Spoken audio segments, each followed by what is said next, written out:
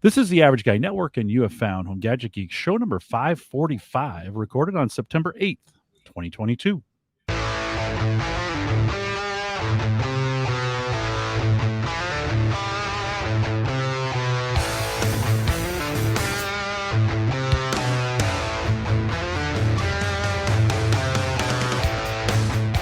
Here on Home Gadget Geeks, we cover all the favorite tech gadgets that find their way into your home. News, reviews, product updates, and conversation, all for the average tech guy. I'm your host, Jim Collison, broadcasting live from the AverageGuy.tv studios here in a beautiful well, it's still a little warm, but not quite as warm as California. Agent Cru from WineSpies.com is with me tonight. Agent Cru, it's super hot in California right now, right? Like 100 and forever? Yeah, it actually was 116 in the sun here in the valley on the crush pad, and my uncle was trying to save some tanks of wine where the cooler went out. Not good. Oh no, and of course, you know, there's been some talk of kind of blackouts and rolling blackouts and some of those kinds of things. Yeah. I saw at WineSpy.com, I saw you were running a banner that said, "Hey, for shipping, right? There's like a special shipping notice of keeping things cold." Or cooler or not in the sun. What's that all about? I mean, shipping wine in the summer months is obviously one of the hardest things to do. Yeah. Especially because it's expensive. So if it gets cooked, you know, that sucks for everybody. No, right on. Well, ice packs go in there, and we do refrigerated trucking from the warehouse to basically the regional hub, and then it goes to the UPS. Okay. You know, it's usually good unless it isn't good. Yeah, no, right. And I'm a HelloFresh guy, so we get, you know, every week I get a box of fresh produce, and they have to do a lot of things to protect that in this heat as well. So anyways, hang tight 1 second. Remind everyone they can get access to the show notes. There'll be a few links if you want to head over to winespies.com. I'll have the link to all of that at the averageguy.tv/HGG545. Big thanks to Jay Franzi, who joined me last week, and actually I was on his show on Thursday. That we didn't do that on purpose; it just worked out that way. If you want to check out Franzi and Friends, you can do that over at franziandfriends.com. I think it'll publish on Sunday. Today's the 8th, so that's like the 13th. If you want to check it out, you can go on his website and do that. I interviewed him, or I introduced him here a little bit earlier, but Agent Cru from WineSpies.com is here. If you're listening to the audio, you can't see the video, but he's got the sunglasses. He's looking like a spy. Agent Cru, welcome to Home Gadget Geeks. Hi, thanks for having me, Jim. Agent Cru reporting for duty. Gotta live the brand. Gotta throw the spy shades on. This I love it. Life. I love the commitment to the brand. So I always appreciate that. Hey, give us a little bit of your background, just a little bit about you, you know, where you're from and where you're at right now. Yeah. So before I was undercover at the WineSpies, here, you can see my pretty eyes. Nice. This is how I usually look, because I'm Addison Rex is my real name. I was been in the wine industry since right out of college. My family owns Deerfield Ranch Winery in Sonoma County. And I cut my teeth there doing the cellar rat thing. I don't know if have you ever heard that term, cellar rat? No, I assume that's people that are in the dark wine places. It's just the lowliest job on the winery totem pole. You're doing a lot of scrubbing barrels and tanks and stuff. But it is a very good place to start because you actually learn how to make wine. And I worked there for 8 years. Kind of worked my way up, operations manager. I was general manager by the time I left. And I moved from Deerfield to join my now partner at WineSpies, and he founded the company in 2007. So we're still to this day the longest running flash sales site for wine. We're the second one in existence, and WineWoot was bought by Amazon, which later shut it down. So WineSpies is still going strong, and I'm the CEO now, and it's just been taken off like a rocket. So fun. And I love this business because we sell one different wine every day. So clock strikes midnight, brand new wine. And that means that we have to have a new wine every day, taste a lot of wines to find that wine. So it's just such a joy to always be checking out new wines I've never heard of. I have some incredibly knowledgeable staff. Our wine buyers, it's walking wine encyclopedia. So just get to keep on learning and trying new things. And I mean, come on, what's more can you ask for? How do you like in pre-show we were talking about this during the pandemic? Like, you know, I increased about tenfold what I was drinking, right? And at some point my check liver light came on, you know. It's like, you better slow down there, big guy. How do you 100%. how do you work in that space and not, I mean, wine is around you all the Yeah. time. It's, you got access to it. How do you do that? It is an occupational hazard, and there are plenty of winos out there working at wineries. What I do, and people have different relationships with it. Some people, they just drink a glass still like everybody else, and that's fine, and they just they're just able to do that. You know, and what I always do is I pretty much dry out twice a year. I'll do sober. Usually I'll do dry January, but not necessarily. It doesn't have to be dry January. I'll take 30 days off. And then I'll usually do that about twice a year. Some days I'll do 90 days. And honestly, it's as much just for a reset on the alcohol, but also just if I drink a bottle a night, I just gain weight, you know? So I just have to do it for that reason alone. Yeah. And that really does kind of give me the old reset, keeps me balanced over time. Does it reset your palate as well? I mean, certainly drinking wine is a, you know, there's your palate. It's important that your palate is working so that you know how these things taste. Does that reset it? Well, no, I mean, the whole time I'm drinking and spitting during the tastings. I mean, I have to. Okay. Okay. There you go. But I actually do spit, you know? Yeah. And that is hard when you're drinking a phenomenal world-class wine that you're in love with. Yeah. You know, but it's pretty easy for me when I go into that mode, and you just have to. You mentioned flash sales, or is that the term that you used? What kind of, I mean, certainly there's some technology, a lot of technology has to go into the tracking and the inventory and knowing what's coming in and all those. How do you keep track with a new wine every day? How do you keep track of all that stuff? That's a great question. And actually, that is something completely unique to WineSpies. The founder made a decision really early on that he wasn't going to use something off the shelf. Especially in 2007, there was nothing that could do it. Now there's things like Shopify, but wine is such a niche product that this is the site. And actually, click on the logo so you can see the front page. So, because this is the store section, we sell one different wine every day. So this is what you see. We have a brand new wine. And then, so you were just on the store where there's a few other offers, but this is really the focus of it. And that's if you want to throw a few more things in your cart. And typically there's only a couple bottles left of each thing. That's a cool feature called the Vault, where for $20 you can get a random wine. And we publish the likelihood that you'll win wine at different tiers, but people go home with, $200 wines for $20 all the time. So this site that you're looking at right now is actually a custom built app that on the back end is our entire logistics system, our entire inventory management, all of our merchandising. So on the back end, we can see the calendar view, and all of these sales are lined up and ready to go. And we have it all queued up, including all of the POs and the inventory coming in. And it really is a full service winery e-com platform and management system that we built line for line, ground up. And it really lets us run this company with a skeleton crew of, if we wanted to, literally one person, which is crazy for what is involved to do it. So, I mean, we're not a one person show, but we really can have a very small staff to be able to provide really, really high quality write-ups with a ton of content and just actually provide good service. Yeah. So that's the secret to our success, man. Build it yourself. In the wine, beer, and spirit space, the write-up is everything. Yes.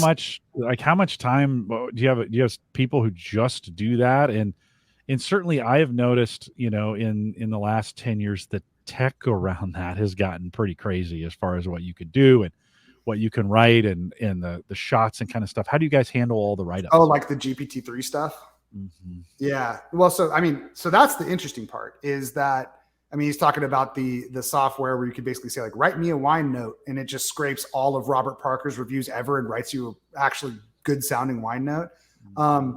Frankly, I wouldn't mind if the wine notes went that way.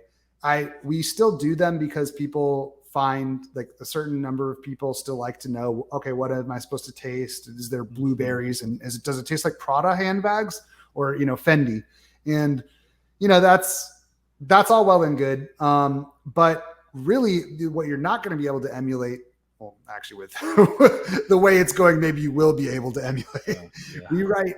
We actually write engaging copy every single day. Our CMO, he is also our chief copywriter. And what's incredible about what he has to do is come up with something unique every single day to say about the wine. And he impresses me every day.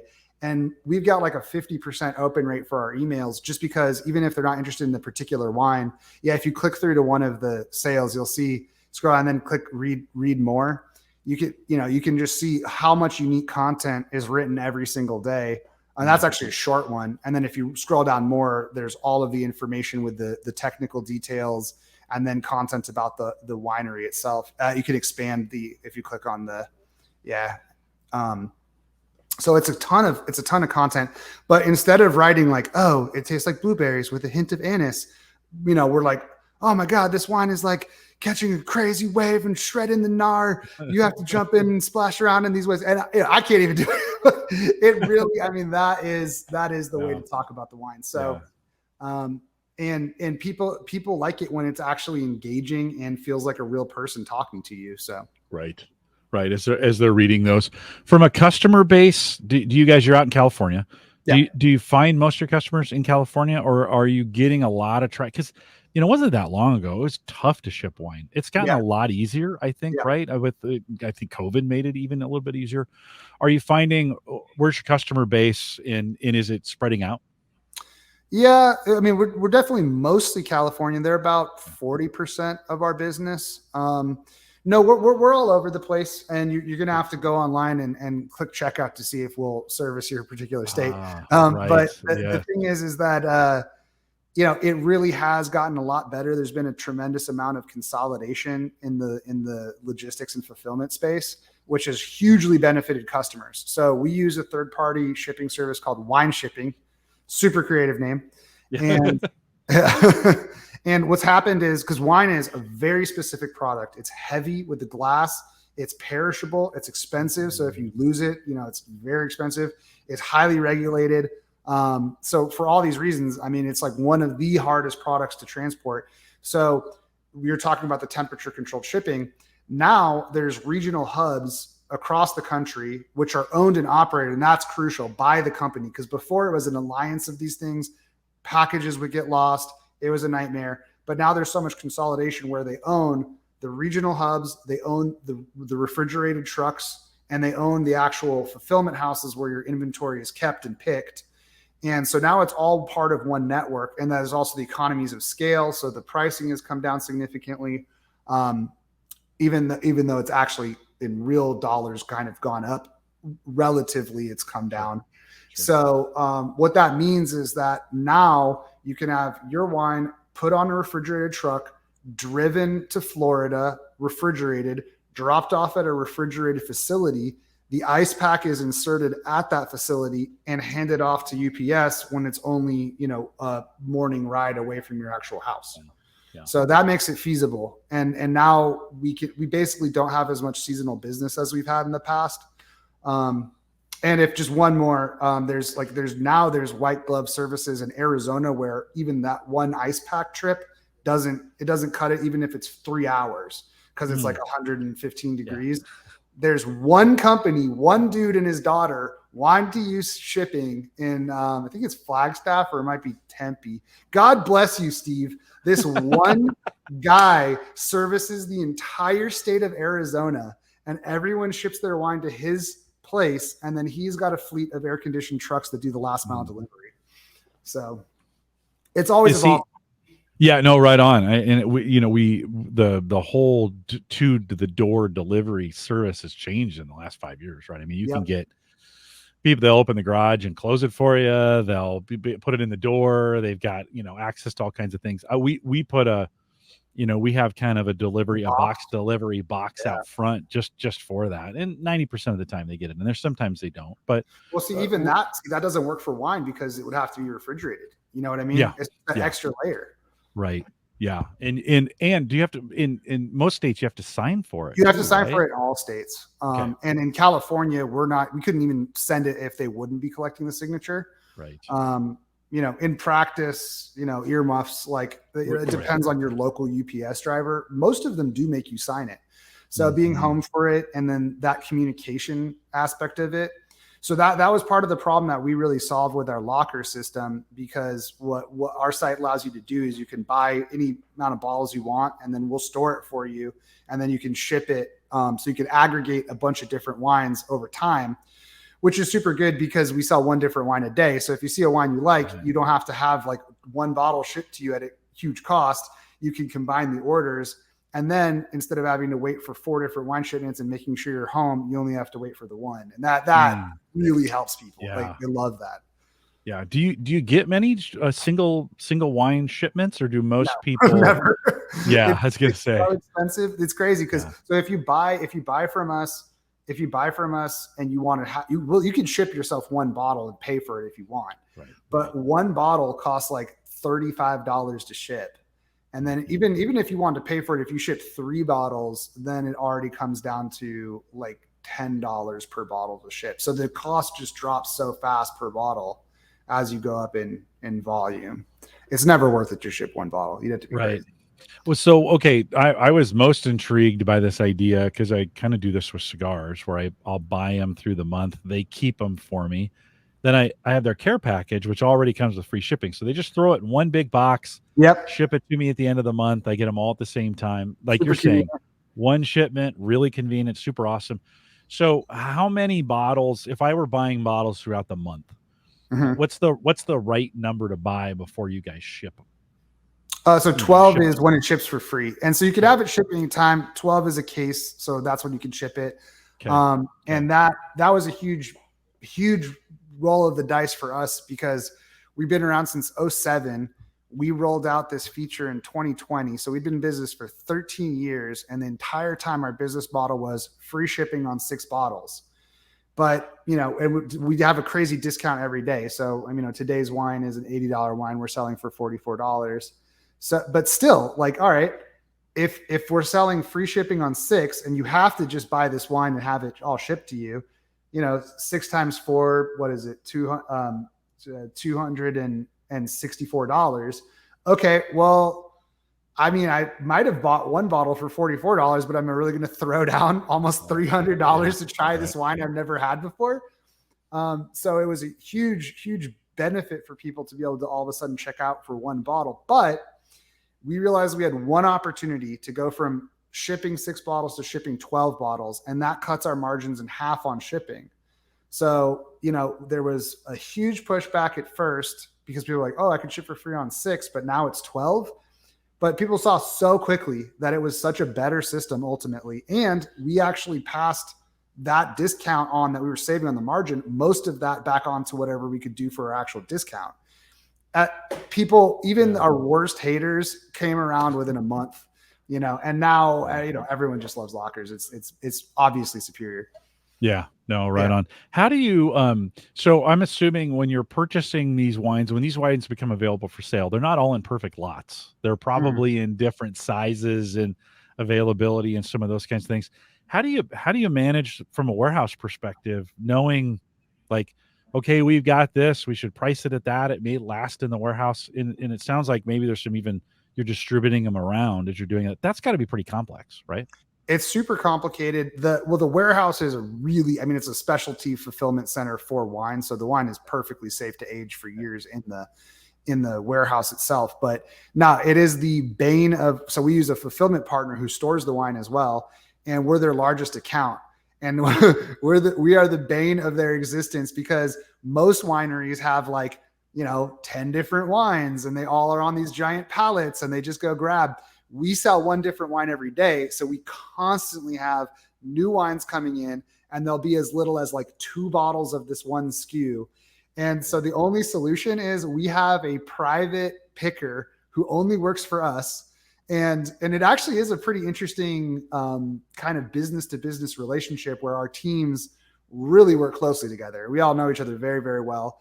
And they've made special accommodations to work with WineSpies that they definitely wouldn't do for others, which is kind of nice to be, the big fish in the small pond. We're not at the very largest facility of theirs. And so we've kind of got this trade-off of we could kind of throw our weight around at this facility, but if we want to move it to a higher scale, then it's going to be, we're the minnow. So we really like being at a place where we know everybody and they know where all our wine's at. So, literally Sandy knows where those 2 bottles are and she'll go find them. That's gotta be, I mean, you got to almost have an Amazon style robot warehouse to keep track of all the wine, right? Well, talking about gadgets and stuff, like you said, the problem is that these case boxes are all different.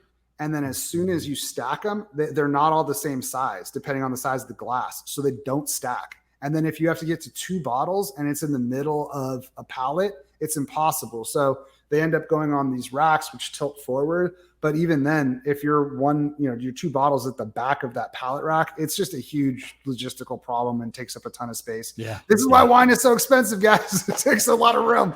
Well, it takes a lot of work. I grew up in the Bay Area, and we'd go up there, and I've hung out at some wineries and watched the process, and even got to help on a small winery. Got to help. Cool. They had a big a big plastic tub. You guys probably call it something else.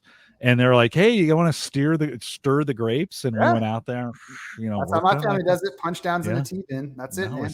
Do you remember which one it was? No, maybe by the end I'll remember. No, I should know it. Small little one. Their vines have been out there for 100 years. The roots have gone all the way down to the water table down below. So they didn't even water them. Just new vines that they put. It's so good that I was at a technology conference and a friend invited me to it, and they had a chef on site, and the chef was making stuff and we were drinking wine. I don't remember getting home. Let's just be really clear. That's why people love the wine country experience, man. Good food and good wine, and what's to complain about. And everyone's on vacation, everyone's relaxed. It's nice. I want to dig into a couple gadgets on this, I want to ask you this question first, because I'm kind of a deal guy. I like to buy the deals, right? You've got the vault, right? We looked at it here. Let me bring it back on screen. So what you're telling me is this is a gamble. $20. I don't know what I'm getting. You're just buying whatever's there. If I bought one of those a week and waited for 12 weeks and then had you ship me that as a surprise box, like type deal, would something like that work? So, okay, so a couple of things. So click on the product and then click on learn more. Yeah. And then click on that learn more button on the left. Yeah. So we actually publish down below. We publish all the actual percentage chances in there. And so for all of the wine that we have in inventory, it automatically goes into these tiers. We literally don't touch it. It automatically goes into these price tiers. And then there's a 1,000 bottle cycle, and then it's randomly distributed at these percentages from those buckets. So it's totally automated. Those chances, that's exactly how the rates that the wines get picked at. So if you do it, 10 times, your bottle will be worth more than $50 if you do it. So basically you have a 1/3 chance of getting a $30 bottle. So not bad. So the way we kind of did it was that, you basically got a third chance to get a significantly better value than the $20. And, you've got a shot of getting like an epic bottle, basically. Yeah. Well, here's the deal. Like I drink $20 or cheaper bottles of wine all the time. Like I don't have a problem getting a $20 bottle of wine. But there's kind of the other thing is I need to break out of my current, we kind of buy the same things all the time. We've got and that's fine. We're really comfortable with it, but it would be awesome. If I took a 12-week cycle, I would get one once a month, I'd get a box once a quarter, and I would get 12 new wines, right? Well, the way that we did it though is you can only buy one vault bottle per locker that you fill. Okay. So you can so that's the thing is you can only get a vault bottle with a locker. So you basically get one chance to spin the wheel per case. Got it. Yeah. Okay.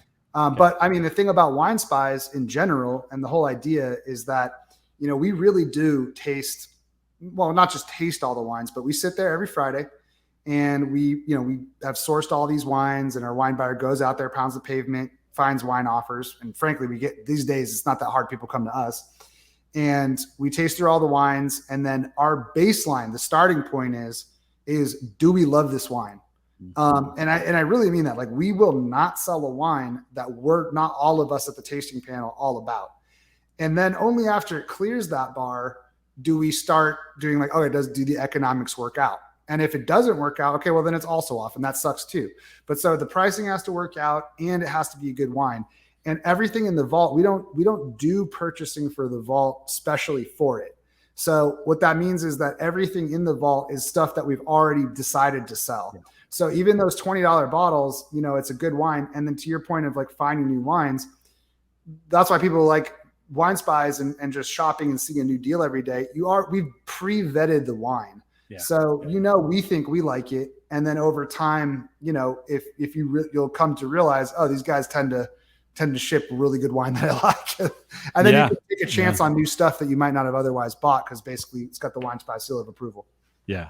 No, right on. I was kind of thinking like, hey, for a really good deal, I could try 12 wines I don't pick, that they're it's just random. So it'd be, if you want to do that, just buy one different bottle every day from us. Just don't even look, just add to cart and click and order. Yeah. I'll have to give it a try. Yeah. I'll have to give it a try.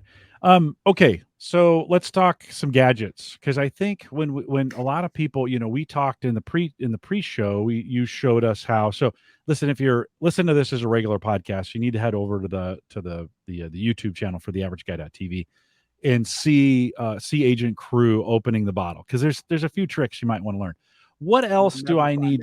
Unless you subscribe. Yeah. Well, that's not like you don't need expensive equipment to be a wine drinker, right? You're showing us just your regular average, right? That's just a regular opener, right? I don't need anything. I don't have to have anything special to get it open, right? I'm the anti-wine snob. I really, the only thing I don't like is stemless. Did I say stemless? I mean, stemless wine glasses where there's not a big bowl. Like, it's fine if it doesn't have a stem, but it has a proper bowl. The only thing I don't like to drink wine out of is a plastic cup or like a tiny little Italian style cup, because you have to be able to get your nose in it. And that actually affects the drinking experience. Really? Beyond that, man, it's like, it's going to taste roughly the same. Like, this is a really nice Riedel glass, and they make different styles of glass for different varietals. Very serious wine people will tell you it makes a difference. I drink a lot of wine. I don't know if there's a huge difference. So, you know what I mean? But as long as there's enough where you can get your beak in there and the aromas are contained, you're good to go. Yeah. And we do that with bourbons a lot of time. We smell them before we drink them. Am I supposed to be kind of as I'm drinking this, should I be getting a whiff of it before, or smell it, hold it, then drink it? What's the right way to do that? Yeah. I mean, the classic way is like, you should take a sniff before you even go to sip. So take a little sip. And then when you go to sip, you kind of leave your mouth slightly more open than the liquid. So you take a little bit of air in over it, and you'll notice it kind of automatically comes into your nose too. So yeah. Okay. And you kind of inhale over the wine. That makes a difference. And then if you've been doing this for too long, you do one of these. Yep. And kind of slurp it, pull that air over, right? You vaporize it so that that kind of fills your whole nasal system, right? The wine's already starting to kick in. Let's just be really it's crazy, right? It's a little bit. Actually, that's what it really is. What you're doing is the alcohol in it. You're volatilizing the esters. Now we're getting really geeky with it. But the air is literally blowing these volatile compounds off of the wine. That's why you swirl it. That's what the oxidation is doing. And then it actually travels up, just like you said, into your sinus, in your nasal cavity. And it is a dramatically different experience. It really is. And we could talk about aeration devices later. Yeah. Let's talk about openers real quick. So it's as simple as the manual opener that you had right there. But lately, these electric ones have gotten super popular. You've got one of them there. You can get them just about anywhere, right? For, I don't know, $30-$40, whatever. If I'm new to wine, or if I'm wanting to get into this, do I need to have that opener? Hell no. You should go get yourself a corkscrew and learn how to use it like a man. I mean, the waiter's key is the best corkscrew. I don't care what anybody says. this is my favorite one, by the way. This is Kutali. It's the Metrocane Rabbit Zippity 2-step. Wow. Oh. And this is one of those form and function things where they just took the basic thing and perfected it. And it's got little tiny details. It's got the 2-step, but my least favorite thing is where the hinge, it's just the actual hinge there. This is 2 pieces of metal, and the hinge, when you press down, it can buckle the wrong way instead of the right way. Right. This doesn't do that. It has a really nice knife with an angle. But this is their little gimmick. Watch. When you open this, it auto closes the knife, saving you emotion. Teflon coated worm. You're pretty good at selling these things. Yeah, thank you, Dan. Yeah, Kutali, give me a check, man. I've spread the news about these things across the globe. That's awesome. Yeah, that's awesome. Do I need so say, listen, I've broken a bottle with that, where I didn't get the angle right, and I broke the top of the bottle. If I'm just getting into this, can I use the electric ones? Is that okay? Am I going to get judged for having an electric bottle opener? So before the show, we were shooting the breeze about the electric, and I'll give you my honest opinion. I think these have become super popular and people love them. So who am I to argue with the crowd? The people have spoken. They love the electric. It's super easy. You put it on. You literally just press the button and it'll automatically, just like that, extract. And then on some models, you can just continuously hold it and it'll auto plunge back up. Yeah, ours does that. Yeah, and ours is clear, like, so you can see the. That's cool. I like that better. You can see the cork come out. Yeah, it's kind of satisfying. So honestly, it works great. I've never had one malfunction. They're very convenient and they do work well. My only thing is that it does take longer than for me to just pop a bottle, and you don't get that. It's so satisfying. My least favorite corkscrew ever, which is also extremely popular, the Rabbit. This is actually made. I think this is made by the same. See, this is why I freaking hate this thing, because you're supposed to be able to hold it down to extract, and it doesn't work. So this is a little awkward, right? So this is the one that's got a big handle on it. You screw it down, and you just lift the handle down or push the handle down, and the cork comes out. Right? It's heavy. It's clunky. I feel like people think when they have one of these in their house, like, oh, I'm a serious wine person. Who cares? And then so it goes over like that, and then you clamp down on this, and then you just do this lever arm and you pull up, which does work every time. I mean, the only thing is, it's just then you got this giant bulky apparatus. It is. On. I think we got a wine box from somebody, like when we first got married or whatever, and I think that was the wine opener in it. So I think those get given as gifts, from time to time, because they are foolproof. Put it on, twist it, put it down. It does open every single time. It does work. And actually, I like those if you're in a really serious wino's house that's got the mounted one, the old school one. Oh, yeah. Those are actually cool, because then you like put the bottle on it and you're like ka-chunk, and that opens it. Now that's cool. My least favorite ones are those stupid ones that look like a woman going, oh, you know what I'm talking about? Oh, yeah. The winged one. Angel. Let's say it's an angel. The reason that I hate those so much, it is a terrible design, is because you have to hold it, as you're screwing it, but then the arms have to ratchet up as you're screwing it. So you have to do that awkward thing where you're like you're slipping your fingers under there until the wings are up enough. Yeah. It's just they kind of come up.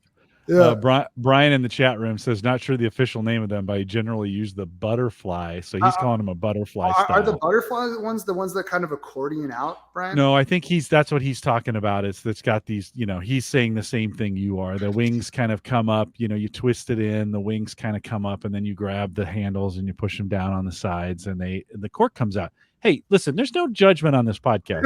Yeah, I was going to say. If you want to use it, that's perfectly fine. No judgment there. So he says that's it. That's the one he uses. So, but you're right. It's that one's a little awkward sometimes. You put it on the top of the bottle, then you got to screw it in from the top, and the handles come up, and then you take the handles and push them down. So no, it's not bad. It's just, it can be a little awkward. There's a totally novel design, which I'd only seen because I got a history of the corkscrew book, and it looks essentially like a collapsed, like a accordioned, metal diamond accordion thing. You know what I'm talking about? Does that make sense? Like, it's got the hinges, X's, and it sort of accordions. The corkscrew's on the end of it, and then you screw it in normally, and it's got a handle on the end, and it accordions out and pulls and pushes against the neck as the accordion expands. And that design's been around since the 1800s, and I very rarely actually see them out in the wild. And I think those are cool. They actually work pretty well too. I think the best one is the one that works for you. Okay, I'm into that, and that is the same with wine, brother. If you like it, it is a good wine. Yeah. No, okay. So before we get to more gadgets, because I think that's a lot of guilt for a lot of people, is they think they're drinking the wrong wines. Yes, right. I mean, there's some good inexpensive wines that you can enjoy. 100%. Right? I love Apothic. $14 tastes like wine cola. It's delicious. And God, if you go to France, I mean, you can buy for €3 an insanely good bottle of wine. What I would say is I stand by what I said. If you like it, it's good, period.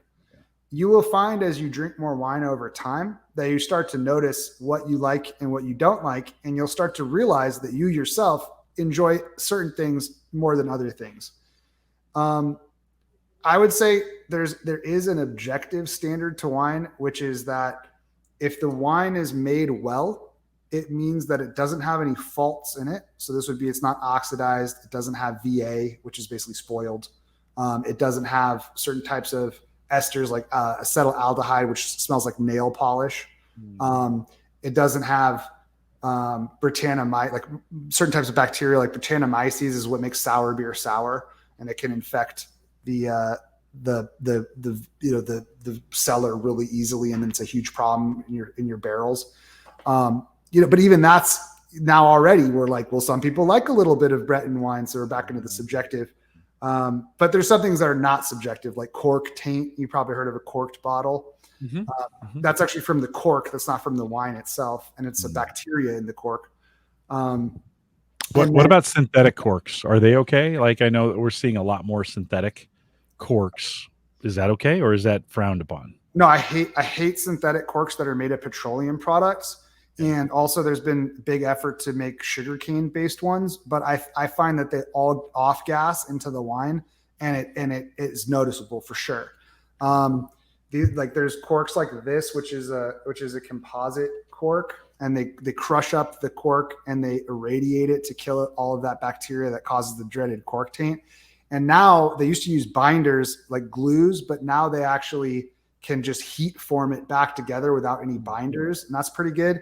But I mean, I'm not a hater. Natural cork is the best for sure. You run the risk of cork taint, but I think it's worth the trade-off just for the way that it slowly lets a tiny bit of oxygen through. But honestly, screw caps, they now have a thin membrane underneath the seal, which is, believe it or not, an extremely thin aluminum separate gasket, and it lets a tiny amount of oxygen that simulates a cork breathing over time.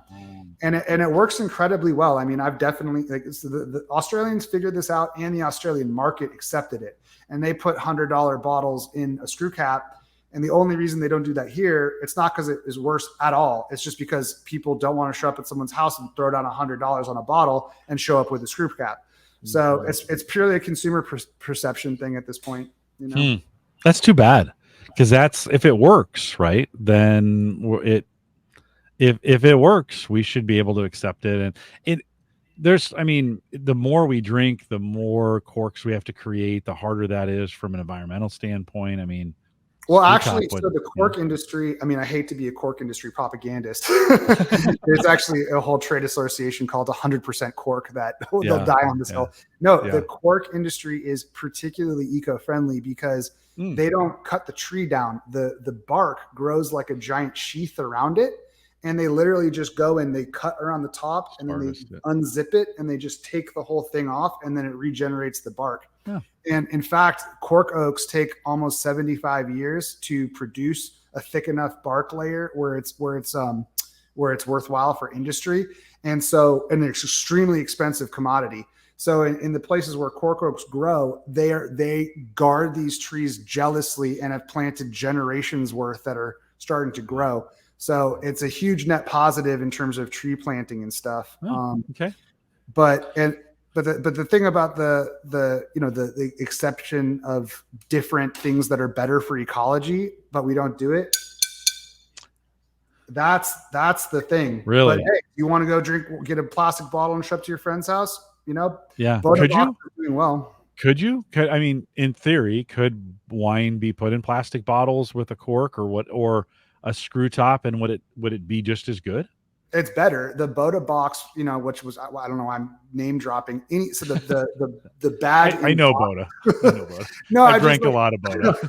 I'm giving them free promo. Why does Boda box get it? There's plenty better wines out there. But no, I like Boda box too, man. They do a good job. They really do. It's actually a better technology. The plastic really doesn't off gas. They figured that part out. But the main benefit is that as the wine is poured out, the bag shrinks so it doesn't have any head space. Right. As soon as you pop that bottle, you're just immediately exposed to oxygen. And let's face it, once that bottle gets popped, we're going to finish that tonight. Oh, yeah. There's no bottle that goes ever in our house. It's finished every I have time. all these wine stoppers, and it's just like I've never used one. Every once in a while we'll get a red that you're like, oh, let's not finish this. We'll save it for tomorrow or the next day, whatever.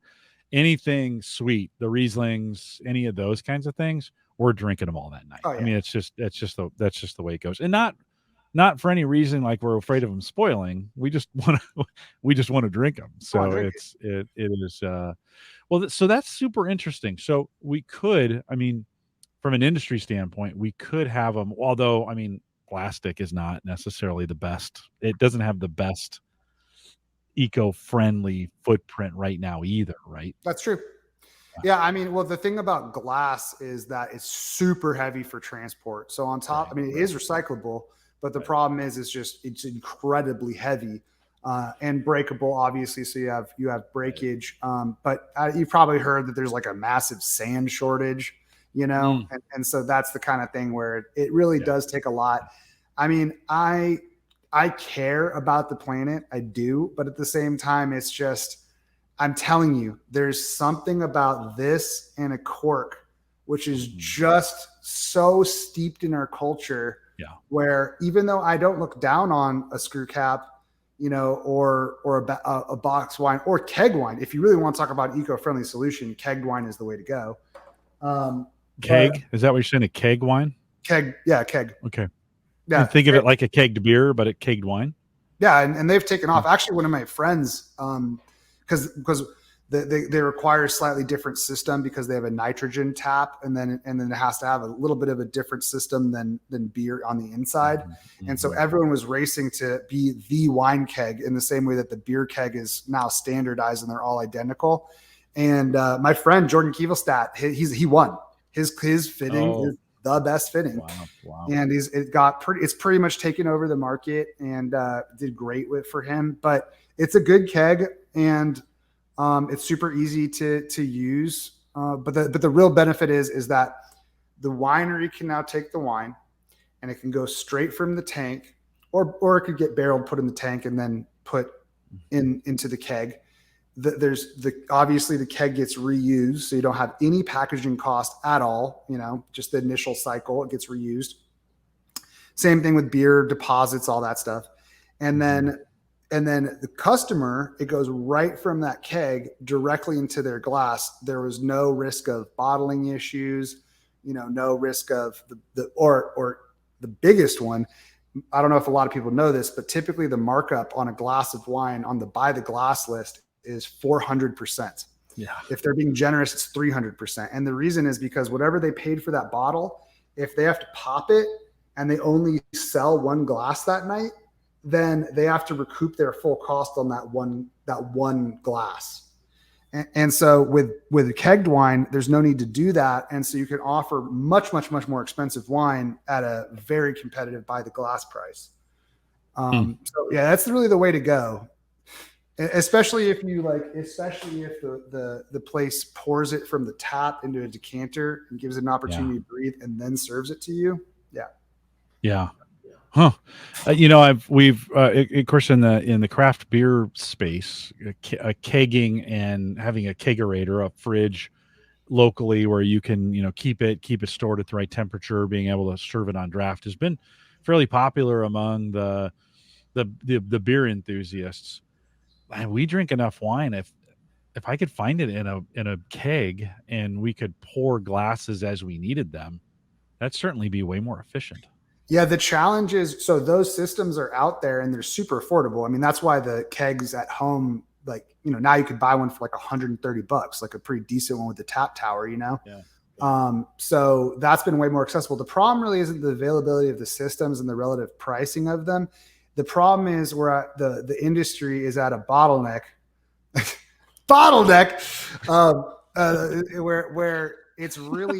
there's there's not enough of a market for the consumer, for the winery to change their entire logistics process. Yeah.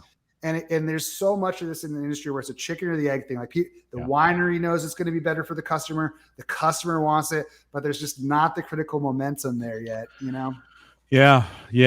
No, I was thinking we drink a lot of wine. There's a winery here in Nebraska that we really, really like. It's just across town, so probably 35, 40 minutes away. It's not far away. Their wines are all available local, and we really enjoy them. In fact, we buy them by the case and like it.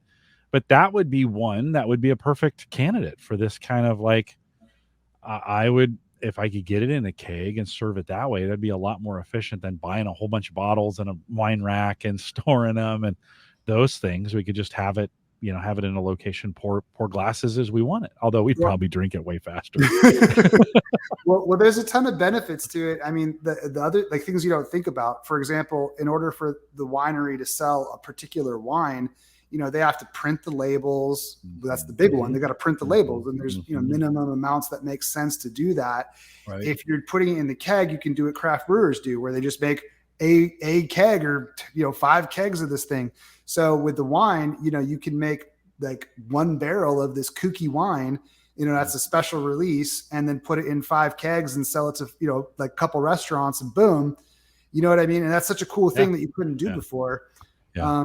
But the others, that's the real challenge. I do think my prediction is that it will start to catch on for the public, because so many restaurants are recognizing it and adopting it, that now all of a sudden there's enough restaurants where wineries can start saying, hey, if I put it in a keg, I'll be able to sell the kegs. Yeah. And once that happens, all right, now there's a chance for a consumer market, because let's make 10% more kegs and see if we can sell at DTC. Yeah. And that's really where it makes sense, right? Is in the restaurant space. Yeah. And then the consumers can start, it would be slow, but the consumers could, if I could get a keg of it. I mean, I have not done kegged beer, but I probably should, with as much as we buy. It's a lot cheaper to get it that way, right? And it's you don't have the waste, and you just take it back kind of deal. And so we should give that a try. You alluded to this a little bit earlier, and we've got one of those things too, where you pour the wine through it and it does some fancy bubbly kind of thing too. Is that a gimmick or is that real? What is it, and does that work? I love this one. So it's not a gimmick. You can absolutely, the popular name brand one is Venturi, name dropping again. You can buy them on Amazon. They do the exact same thing. It's a funnel, that has a certain convex shape to it that makes it whirlpool. Totally, it is a real thing. You're aerating the wine. It's the exact same thing as swishing in the glass. It works a little bit better than swishing in the glass. There's all kinds of crazy ones that start to look like bongs and water pipes, where you pour it in the top and it like spirals down this thing and all that. Truth is, all that's, it's great. Like anytime what it's all about is exposing the liquid to a broader surface area.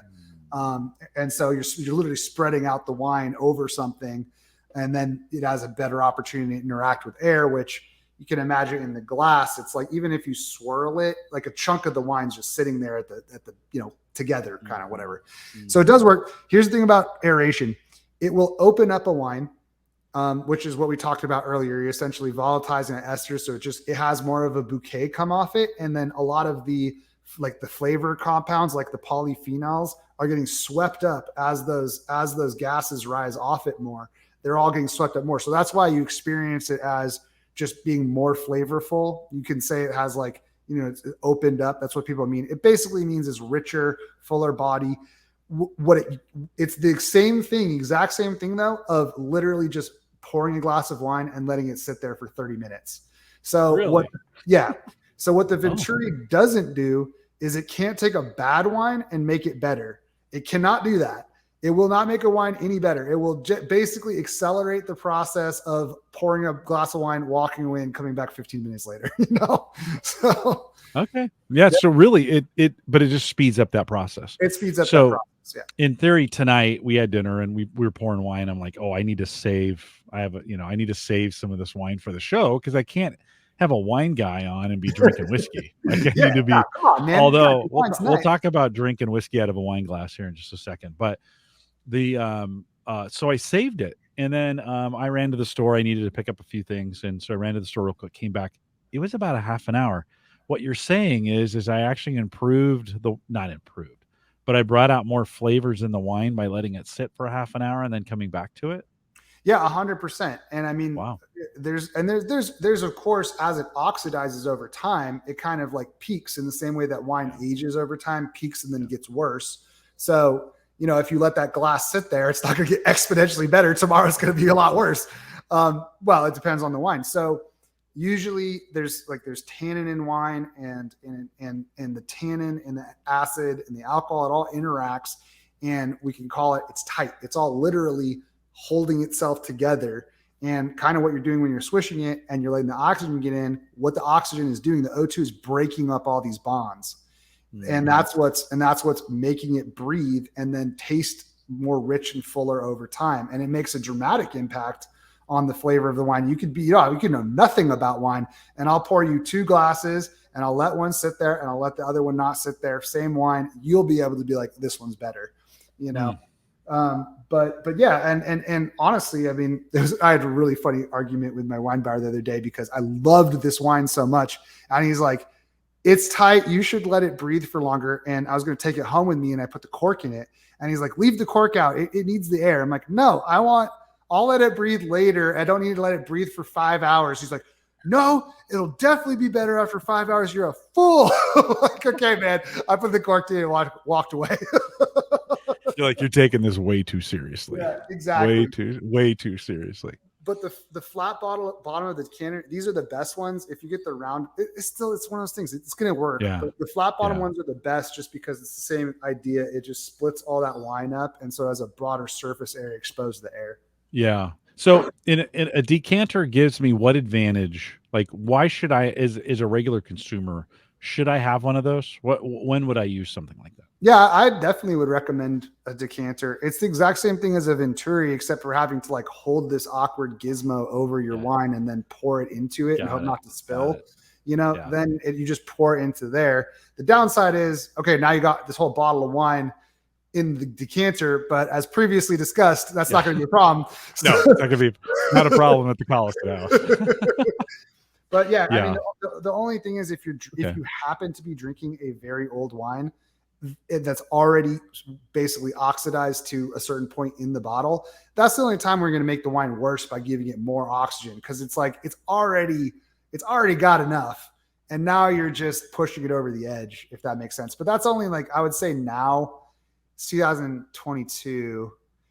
A wine, unless it's really badly made, probably the earliest I would be worried about the wine kind of being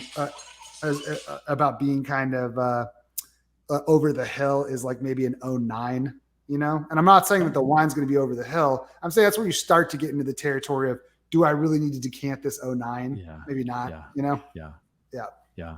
Okay. No, it's good that I hadn't even thought about having a decanter on the table that we just poured into and then pour from that throughout dinner. We're going to finish it, so it's not like we're worried about that, but it's a nice presentation too. Like, there's something about, you alluded to this a little bit earlier. There's something about, we open, right before we're ready to eat. There's my daughter and my wife, and we eat dinner together almost every night. And we say, wine? And the answer is always yes. Like, I don't even know why we asked the question. I know that conversation. So, are we having wine tonight? Yes. Yeah. So we grab a bottle, and then somebody grabs somebody takes the wrapper off and puts they're like the cork puller thing on it, and then we pour it and we'll cheers. Sometimes we'll cheers, but there's a little bit of a presentation to that part, Uh-huh. right, where we'll drink it together and then everybody kind of be like, ooh, that's good, or Yeah. whatever, right? Where we Yeah. just Yeah. Totally. the decanter adds a little bit. It kind of reminds me of like when I'd get a house wine in an Italian restaurant, and Uh-huh. it would Yeah. come. It would come like it's all part of the. How much of wine is kind of part of that of the setting of the what you're doing at the time? Oh, I How know. much of it is that? A Yeah, tremendous amount. I mean, and this is yeah, why I feel kind of strongly about the bottle and the cork. It really is a key aspect of our culture. People yeah, always yeah, predict that wine's going to go away and get replaced with spirits and craft beers, and that never seems to happen. There is something magical and special and different about wine, and it really has been with us since the dawn of mankind and a big part of human civilization forever and ever and ever. And the presentation, all these little rituals, is it necessary to enjoy wine? No, but does it enhance the experience or add texture to our lives? Yes. And does enjoying a glass of wine when you're in a good mood, surrounded by friends and family, candlelit dinner, special occasion, does that make the wine taste better? Yes. And if you're pissed off and you just got laid off and you're like, oh, I need a glass of wine, that wine doesn't taste as good. It just doesn't. it's a It, little bitter, yeah, taste. a little Yeah, bitter. Yeah, 100%. yeah, yeah. No, I love building the atmosphere with wine. It's one of those kinds of things, and we bought a little wine rack that we put downstairs that sits by the beer fridge that Yeah, has, I think, 36 bottles. By the way, we don't. Let me ask you this question. That's just in the basement. It's normal air conditioning. It's very, very stable. The house is at 70 degrees most of the time. The humidity is always 40 or 45%, whatever. We keep it even in the winter. It doesn't vary from. Am I okay? Do I have to have it inside a climate controlled kind of thing, or can I keep some of my wines in that way? And we drink them pretty fast. Let's just yeah. be. I mean, You is said that okay? you said 75. Yeah, no, probably 70. 70. Okay, Yeah, so yeah, so first of all, it just really depends on if you're actually trying to age it for longevity. yeah, no, If you are trying to have it like cellar it for many years, and I'm talking about like 5 years plus, then it really does need to be 60. okay, You hit the nail on the head. Temperature fluctuation is a big one. So if you've got a cold, dark closet in your house, it doesn't even have to be a basement. If it's like relatively stable throughout the year, that's definitely your best bet. If you, I mean, just obviously keep it out of the sun. I mean, what are you doing if it's hitting the sun? That will spoil a bottle real quick. I think if you're drinking wine within the year, almost always, I would say really the danger zone is like 79, okay. for it to consistently go over that, which is pretty hot, obviously. Like how often is it 79 in there? So don't put it in the freaking attic. If it's 70 to 75, you're 100% good if you're consuming it within a year or two. Yeah, we're in a lot of cases, no more than a year. Yeah. We're at 6 months. We'll buy a case, or we'll buy two cases at a time. Load up the load up the rack, and we've got most of those drank within that 3 to 6 month window. So that's okay if I've got those in there, and then we do have a wine fridge in the kitchen that will chill the wines you're supposed to chill. We'll put those in there. And it's been a good system. We put a wine fridge in 2 years ago and have used the heck out of it. It's also a great way to put your fruit for your Mm. cocktails. Yeah, Like, yeah, yeah, yeah, totally. yeah, yeah, No, and yeah. it's got to have a couple slots. That's for sure. I like the wine fridge. I think it's useful. Ironically, I do not have one in my house. I keep Mm. everything in my pantry on the floor, and it is shocking at how short a lifespan it has once it has entered my house. So I don't tend to have that problem. And I am in a situation where, for the wines that I really do care about and want to keep for a long time, Yeah. at our headquarters here, I have a very nice climate controlled facility for for the actual collection. Yeah, no, for sure. Yeah. No, for sure. For the average kind of the average geek, any other tech gadgets that you think of with wine that are helpful to have, or that you should have, is just the average guy consuming wine. Yeah, I mean, it's crazy how big a wide swath of stuff there is. We didn't really cover other types of aeration systems like there's pumice stones and on a wand that you can insert in, and that actually works really well because it's got little air bubbles, like small air bubbles that come out. The downside is you have to kind of clean them. There's what's that tool, like if you wanted to take a taste out of the wine bottle? The Coravin, yeah. Yeah. What is that? What is that? So that is, I wish I was looking for it. I swear to God we had one. It's like a $350 thing. I'm like, wait, where did that go? It was invented by a doctor because he's like, hey, he literally had a hypodermic needle. And he's like, I bet you this needle can go through the cork and the cork will self-heal. And he's right. So it is literally, it kind of looks like this in form factor, and it has two wings and it also kind of works like the rabbit, and then it's got like a thing that clamps around it. But then instead of a corkscrew, it has a hypodermic needle, which is it is sharp. Yeah. It's almost impossible to get yourself, but like if you were to do that and then poke it, like it's a needle. Right. But basically it has a gas container in it. And then you put it over the bottle and you press down and it inserts the needle directly through the cork. And then it takes a little bit of getting used to, and people that first get one, it's kind of funny to watch them use it because when it has a lever on it, you tap it and it injects a tiny amount of gas. But what that's doing is it's instantly pressurizing the bottle. And so the liquid's getting displaced up through the needle and dribbling out. So it is not an elegant pour. It kind of goes,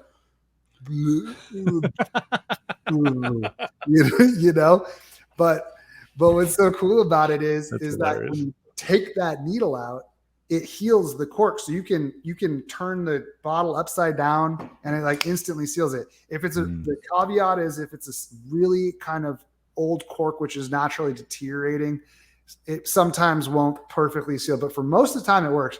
And what's cool is it's also injected the gas into the bottle. So now it's still sealed and the headspace is filled with inert gas, which doesn't react with the wine. And so you can literally drink, a glass of wine over time, and it's basically worthwhile until you get to maybe a third of the bottle, and then it's just time to just open it. Yeah. But especially if you have a nice collection and, you're like, hey, I bought this wine from this awesome trip I had out into Sonoma 3 years ago. Is it right to drink? Usually your only option is to open it. Now you can use the Coravin, take a tiny little bit out and say, no, I'm gonna let it sit for another year. And that you couldn't do before. So that's really, really cool. And then since it was the gadget show, sweet hack. The thing about the Coravin is that it comes with these tiny little gas pods that, of course, proprietary, they charge you an arm and a leg for. In every serious wine shop, there's adapter kits that I don't think they sell them, but other people do them aftermarket. And it just screws into the gas port. And then it has just a tube. And then that plugs into a regular little 10-pound cylinder or whatever. And that thing lasts forever. So that's a really, really, really good way to do it, especially if you have a little wine fridge in your wine cellar area in your house, because you just keep it in there, take little pours out. That is a really good method. Yeah, I had reached out to a buddy of mine who's really good with wine. And I said, hey, we're kind of interested. It was a project I was thinking about of aging some wine and buying some particularly just to keep it and age it. And he had said I had to have one of those. Yeah. And he's like, yeah, you got to have one because you got to from time to time you taste it to see if it's ready or. Oh, do you have a Coravin?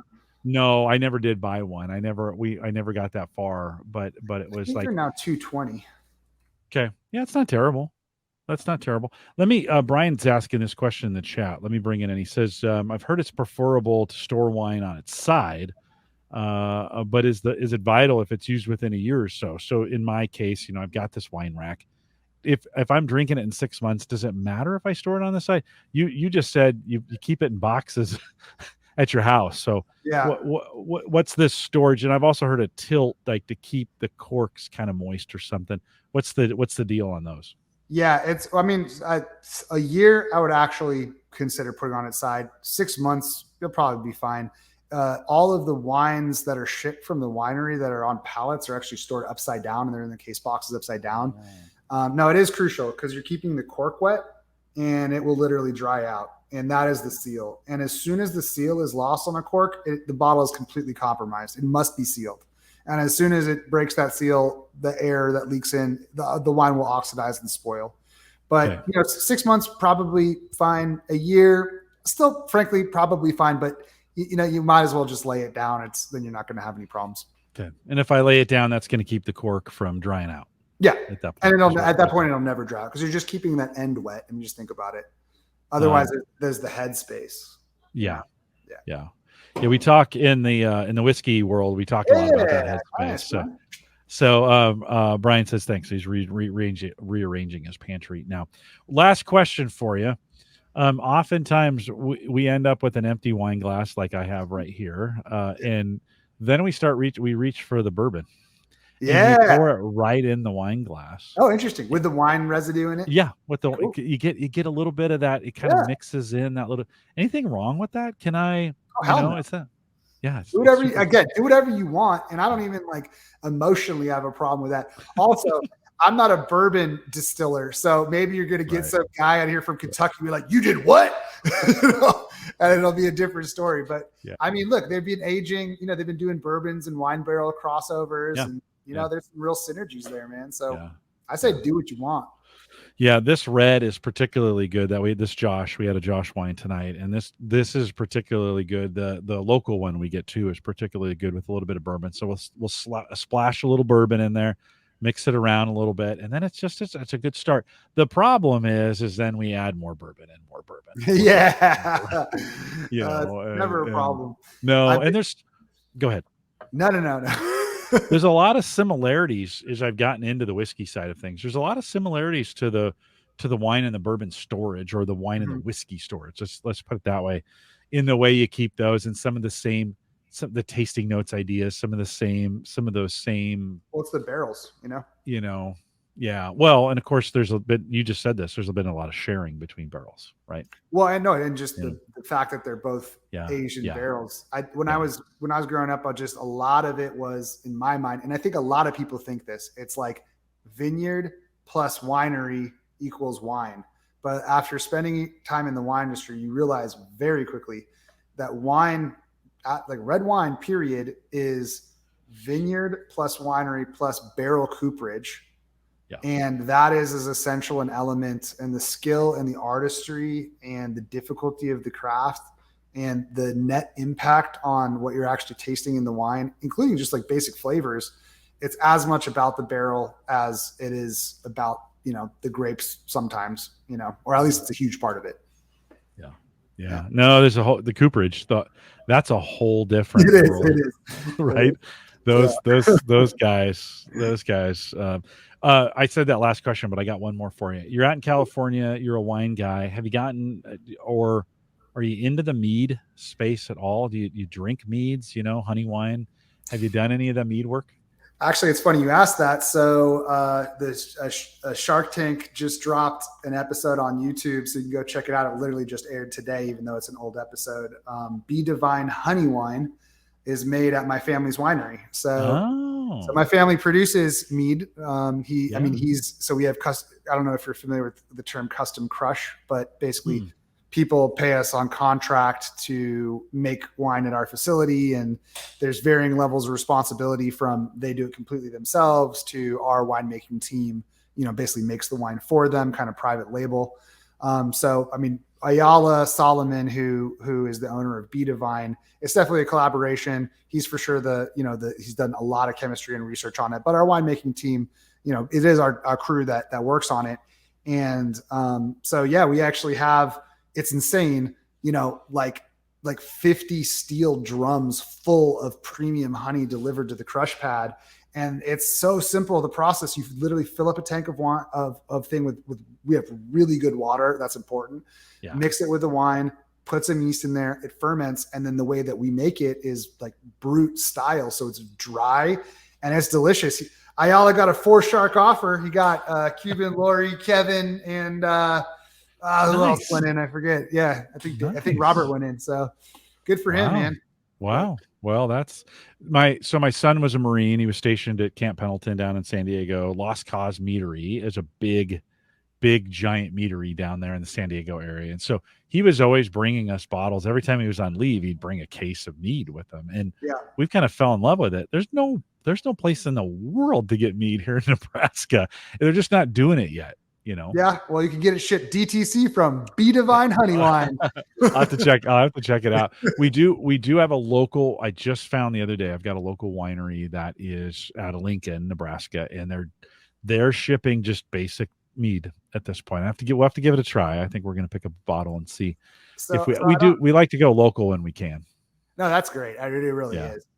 So I don't know if this is true, but I have been told from a biased source, Ayala Solomon of B Divine, that honey, that mead is the most consumed beverage in the world because it's the most consumed alcoholic beverage on the continent of Africa. And it's called Edge. That's interesting. I don't know. I could buy it. It's like people that say that cricket is the most watched sport, and they're like, "Oh, there's a lot of Indians." It's probably football though, just not American football. What we call soccer. That football is probably But mead has an interesting, and as I've been talking with people about it, very few people know. Like they're like, "No, what is mead?" And so we've been trying. I've been buying some local meads to see if we can get something like local, but it's we really enjoy mead, and it's a great thing with wine. The one that you have, is it thicker or is it totally thin? Is it sweeter or kind of in the middle? And then is it carbonated at all, or is it totally flat? So totally, the ones we've had here are totally flat. Yeah. And they're the Lost Cause ones are all flavored, so they're a little sweet on that. Generally, the ones I've had that have been just straight mead have been a little bit more, what's the term you used? Like viscous? Is it thicker? Yeah, a little thicker. Yeah, little thicker. So, we're just trying them out. It's one of those, we'd also like to have good meads on hand that when people come over, pop a mead. We end up using them as dessert wine, basically, is what it, at the end of the meal. Yeah. Pop a mead and enjoy it. That's my problem, is I actually like dessert wines and sweeter wines. And I always find when I'm out tasting at wineries, especially because your palate gets fatigued, I end up buying the dessert wine, and I really like it, but then I never open it. It always sits there for years and I never drink it. And then I'm like, oh man, it's definitely not good anymore. I always keep buying it for some reason. Well, they're good, and like a good chocolate port is just a good, delicious. When we were at this winery out in Napa, they had little fudge. They got little fudge bars and then strawberries, and we poured chocolate port on it, and that's one of the best things I've ever tasted. I was like, this is so good. So my uncle, he's the winemaker, and this dude is like the real deal. He's got the handlebar mustache, Italian. I mean, he fits the part, and he makes his own, chocolate truffles. It's so freaking good. And then he makes it. We make port at Deerfield, and it's actually really good port. It's from our own estate Syrah vineyard, and we age it 8 years. And I mean, it is like real port. And then he uses that port in the chocolate that he makes, and then he also serves it with the port, and it is like good. Robert Rex doing it right. Oh man, that brings back some memories. We're not doing that enough. I got to figure out now. Now you got me all. I got to go figure out where to get all those ingredients here, so I can. We haven't done that in a while, but he got a chocolate temperer. See, I love talking about gadgets. Yeah, he got a chocolate temperer off Amazon. Like, there's a really cheap ones, but if you go like mid tier, like just above the crap, maybe like $175, something like that. Yeah. You can buy a chocolate temperer that really makes it easy, because it is so hard to get right and get the the shell correct. But with the chocolate temperer, it's a piece of cake, and you can start making really, really good truffles like that. Yeah. Do all the flavors. It's fun. I do it with him. Yeah, it's an expensive habit to get into, because then you start making them. You're like, oh, gotta have these. Yeah, super good. Well, hey, thanks for we could probably go on for a good chunk of the night talking about this, but thanks for saying yes. I reached out to you through one of those podcast guest services, and you said yes. And you even listened to us. You went back. You wrote me an email. You're like, yeah, I listened to a couple episodes. I think this will fit in nicely. And I think you've done a great job. So thanks for coming out and being a part of it tonight. Thank you. This has been a real delight. I've been really enjoying the conversation, but most of all, I love talking about gadgets and wine. So Yeah, this is right up my alley. Thank you so much. No, right on. Appreciate it. And I to guests like this, I always say, hey, if in the future, if you've got something coming up that's gadget related or geek related or whatever, and you want to come and promote it, just drop me an email and we'll have you back on the show. Well, and actually, I've got something coming up. So okay. I'll give you a holler. Yeah, give me a holler. We'll come on and we'll have you back on, talk about it on the show. The audience is pleasantly small here, but we have a mighty voice. So I'm looking at you, Brian. That's it. Yeah, Brian's out there leading the way. So, hey, I've kept you long enough. I'm gonna let you go. I'll close up the show, but thanks for coming on and thanks for being a part of it tonight. And I'll look forward to hearing from you again. Thanks for jumping in here. Jim, you're the man. Thanks so much for having me on. Appreciate it. You bet. Have a good evening. That's it. Enjoy your wine. All right. Well, guys, thanks for coming out tonight. Brian, and I saw Tony out there a little bit earlier. Ken jumping in. KDJ, thanks for coming out after last week. And a couple reminders on the way out as we go. One, if you want to join us on Patreon, and I've just got one Patreon plan. Some folks just want to give to the show, and if you want to do that, theaverageguy.tv/Patreon. Joe's still out there as well. So Joe, thanks for coming out and being part of it. Theaverageguy.tv/Patreon if you want to jump in there. I still have some coins, some Home Gadget Geeks coins, and if you join at $5 and you haven't got one of those, I'll send one to you. So if you haven't done that yet, jump in there, theaverageguy.tv/Patreon. Don't forget, I haven't said it in a while, but if you want to jump in on the HelloFresh, you can do that as well. Theaverageguy.tv. I think HelloFresh, we're still continuing to do it, and even through this time of inflation, it's been a great deal for us. So if you want to try it out, send me an email, jim@theaverageguy.tv. I think I have some coupons that are worth a little bit more than that. So if you want to give it a try, if you're getting sick of the things that you're eating after tonight, check out WineSpies.com. It's a super cool site, and I'm going to go out there and figure out how to. I like this idea of buying. Like I don't know if I want to buy all 12 at once, but I'd love to buy them over time. They'll locker them for me and then send them when they're ready. Be a great way to get a case. So I have to check that out, and definitely you can subscribe, so they'll send you emails letting you know what's coming as well. Of course, theaverageguy.tv, powered by Maple Grove Partners, get secure, reliable, high-speed hosting from people that you know and you trust. And that's Christian. If you need a website and you need some awesome hosting, speaking of inflation, his plans are still $10 a month for some pretty incredible hosting, some pretty secure stuff. Check it out, maplegrovepartners.com. With that, again, winespies.com if you want to check it out. That was a super awesome interview. You guys could tell I was having a great time, and I never I don't miss when we had Jay on last week. He lives right at the start of like the whole bourbon, the bourbon road, and they're in Kentucky, and I was like, oh, this is super great. And you're like, gadgets. Well, we brought some gadgets on tonight. So thanks for coming out. We are live every Thursday, 8 p.m. Central, 9 Eastern out here at theaverageguy.tv/live. We'll be back next week. We've got a couple great hosts come on. Gavin Campbell is coming back. Gavin, he's been on before. So Gavin will be on next week. Dave from Mac Geek Gab is coming on September 22nd.